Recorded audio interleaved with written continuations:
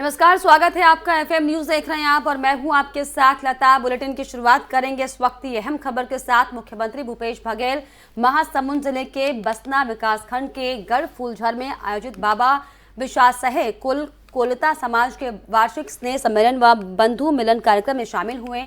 इस दौरान सीएम बघेल ने बड़ी घोषणा करते हुए कहा कि रामचंद्री मंदिर को पर्यटन स्थल के रूप में विकसित किया जाएगा। इस अवसर पर उन्होंने कोलता समाज को बधाई देते हुए कहा कि ये एक ऐसा समाज है जो कि एक बड़े वर्ग को अपने साथ लेकर चलता है। ये समाज भारतीय समाज, संस्कृति एवं परंपरा को लेकर चलने वाला समाज है, क्योंकि समाज के अधिकांश लोग खेती किसानी करने वाले लोग हैं। इस वर्ग के लोग पड़ोसी राज्य ओडिशा में भी रहते हैं। सीएम बघेल ने कहा कि छत्तीसगढ़ और ओडिशा के लोगों में रोटी बेटी का संबंध है।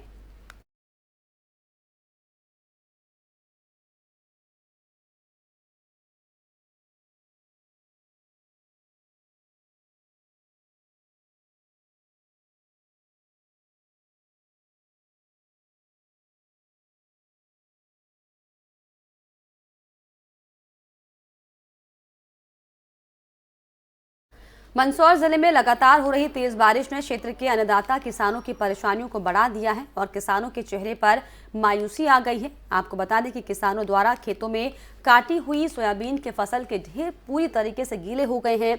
कटी हुई फसलें सड़न पकड़ने लगी हैं। वहीं बारिश से खड़ी हुई फसलों में भी नुकसान की पूरी संभावना है। क्षेत्र के किसानों ने विधानसभा क्षेत्र के विधायक और प्रदेश के वित्त मंत्री जगदीश देवड़ा और शासन प्रशासन से मांग की है कि क्षेत्र में बारिश से हुई फसलों का सर्वे करवाकर किसानों को मुआवजा दिया जाए, ताकि आने वाले त्योहार किसान आसानी से मना सकें।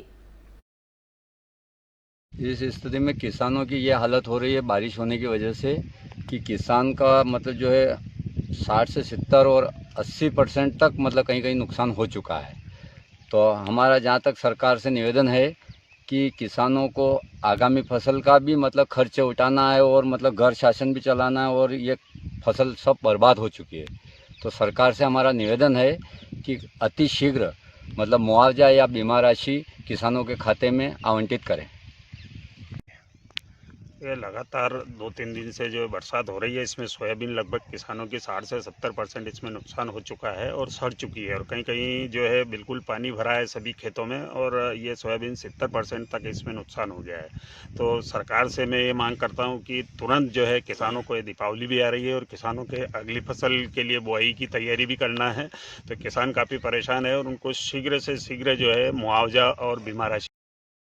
भारतीय जनता पार्टी के नेता प्रदेश में सामाजिक सौहार्द बिगाड़ने का काम कर रहे हैं। यह आरोप कांग्रेस प्रवक्ता अनिल भारद्वाज ने कल एक कार्यक्रम के दौरान मंत्री ओपीएस भदौरिया के बयान के बाद प्रतिक्रिया व्यक्त करते हुए दिए हैं।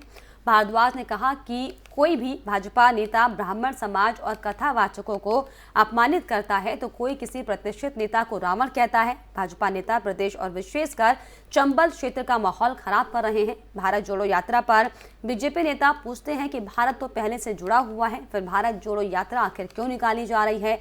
इस पर कांग्रेस प्रवक्ता भारद्वाज ने तंज कसते हुए कहा कि भाजपा देश को पहले धर्म के नाम पर तोड़ने का काम कर रही थी और अब जातिवाद की राजनीति कर समाज को तोड़ रही है, और इसीलिए देश को बचाने के लिए हमारे नेता राहुल गांधी भारत जोड़ो यात्रा कर रहे हैं।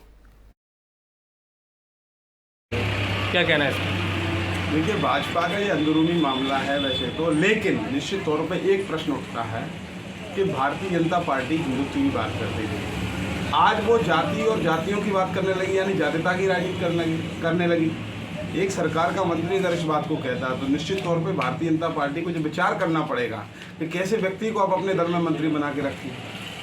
वो किसी भी दल के व्यक्ति की मदद करेगा। हालांकि मुझे इससे कोई दिक्कत नहीं, मुझे तो फ़ायदा है इससे, कांग्रेस को फ़ायदा होगा इससे। लार में हम प्रचंड बहुमत से फिर दोबारा से जीत के आएंगे, पूरे प्रदेश में सरकार बनाएंगे, क्योंकि भाजपा के जो मंत्री इस तरह की बातें करेंगे।